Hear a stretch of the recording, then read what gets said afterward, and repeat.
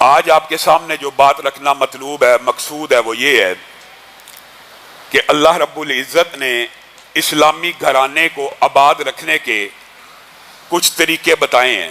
اسلامی گھرانہ بنیادی طور پہ اسلام کی پہلی نرسری ہے، بنیادی اکائی ہے۔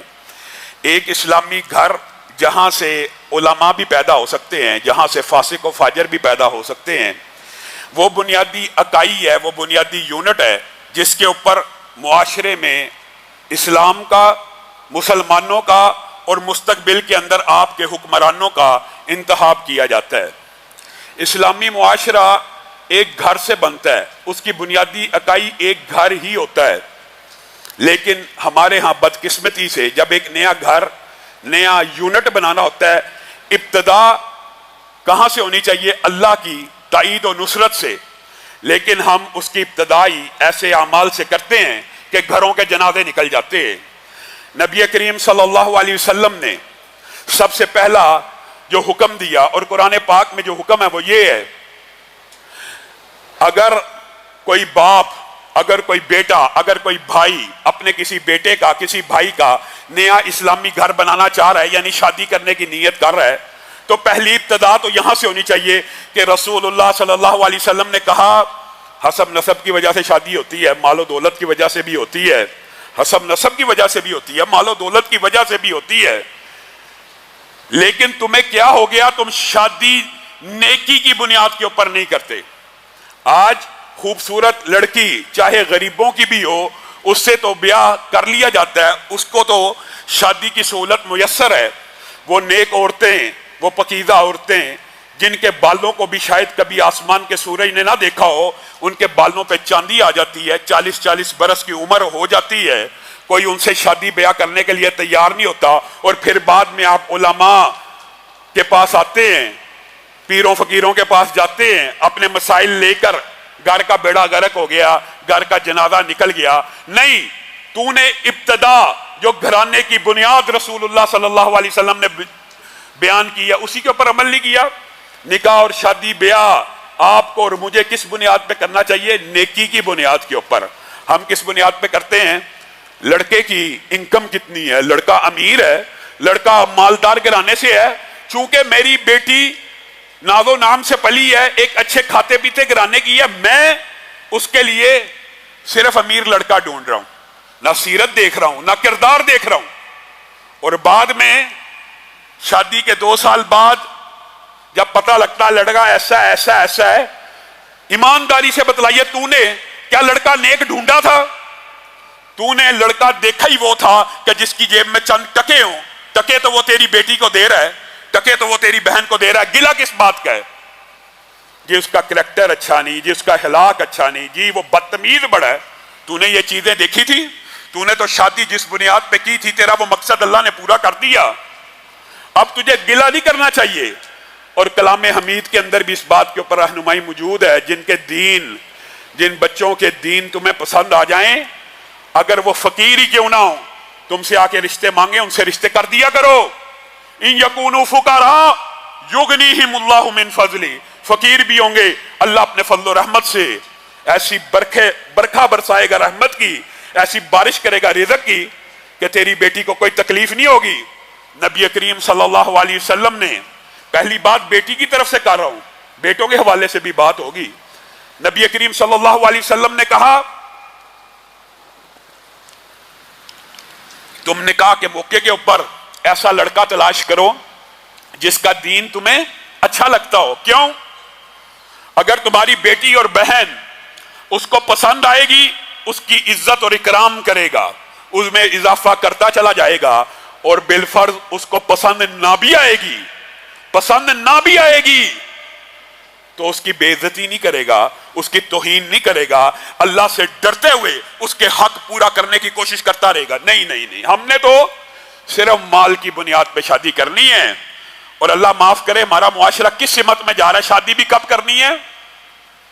حاجی صاحب بیٹے کی شادی کر دی جائے، وہ بیٹا بھی پڑھ رہا ہے، شیخ صاحب بچے کی شادی کریں، بچہ ذرا کیریئر بنا رہا ہے، کیریئر بناتے بناتے اس کے کریکٹر کا جنازہ جب نکل جاتا ہے تب تجھے ہوش آتی ہے، اب تو باہر منہ مارنا شروع ہو گیا، اب فٹافٹ اس کی شادی کر دو۔ اب اس جانور کے لیے کسی کی بچی لے آؤ. خود پہلے کریکٹر کا جنازہ نکالنے میں ماں باپ کا پورا کردار ہے. بچہ بالغ ہو گیا, بچے کے اندر فطری خواہشات ہیں, باپ کا یہ کام ہے. بیٹی بھی اگر بالغ ہوگی, بیٹی بھی اگر جوان ہو گئی ہے, فطری خواہشات ہیں, باپ کا پہلا فرض ماں باپ کا یہ ہے گھروں کو کیسے بات کیا جائے. ہر بندہ دوسرا رونا رو رہا ہے. اپنے بیٹے کو پیار اور محبت سے, اپنی بیٹی کو پیار اور محبت سے اپنے اعتماد میں لیجئے. بیٹے جب تو کہے گا تیری شادی ہو جائے گی, تجھے فرسٹریشن کی ضرورت نہیں ہے, تجھے پریشان ہونے کی ضرورت نہیں ہے. جس دن تو میرے سامنے مطالبہ رکھے گا تیری شادی ہوگی, میں تیرا نان نفقہ اٹھاؤں گا, میں تیرا خرچہ اٹھاؤں گا. ہمارا معاشرہ الٹا ہے, امیر گھرانے, امیر ماں باپ کماتے بھی ہیں, بچے کا کیریئر بنا رہے, کریکٹر کا جنازہ نکل رہا ہے, کوئی پرواہ نہیں.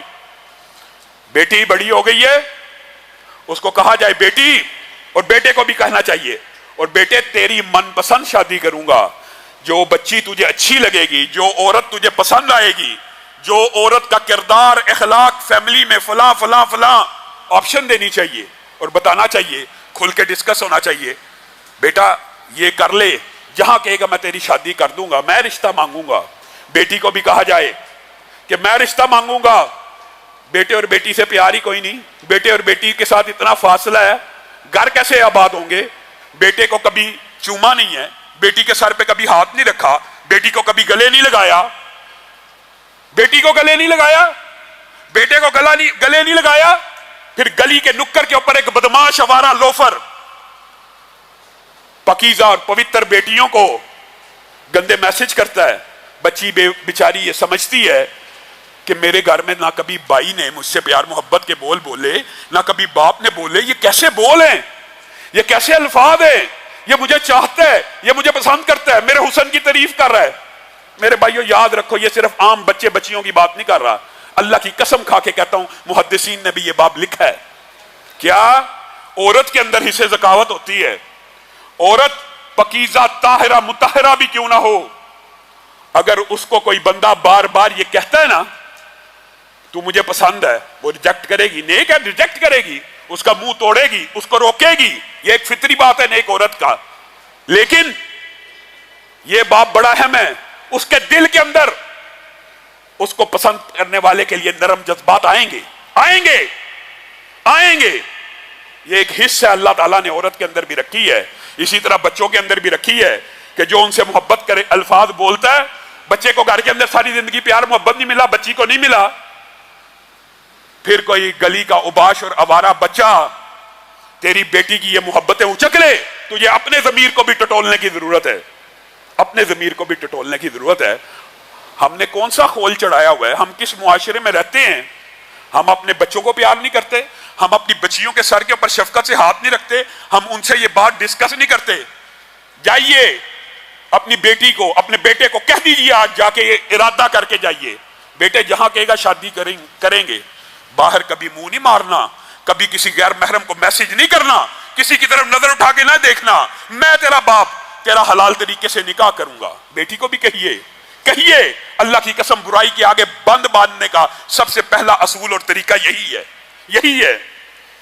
اور جب جبلی تقاضے بڑھتے ہوئے محسوس ہوں تب کیریئر کا فکر نہ کریں, کریکٹر کی فکر کریں. کیریئر کی کیا فکر ہے, کیریئر اور رزق تو اللہ نے دینا, تو نے پڑھا کے اس کو کمانے کے لائق بنانا ہے. تو جتنا مرضی پڑھا لے, اللہ نہیں چاہے گا اس کی نوکری نہیں لگنے والی. اور تو 2 جماعتیں بھی نہ پڑھا, اللہ چاہے گا تو رزق حلال کی بارش شروع ہو جائے گی. آج ہم نے حیا کا بھی عجیب و غریب مطلب نکالا ہوا ہے. حیا بھی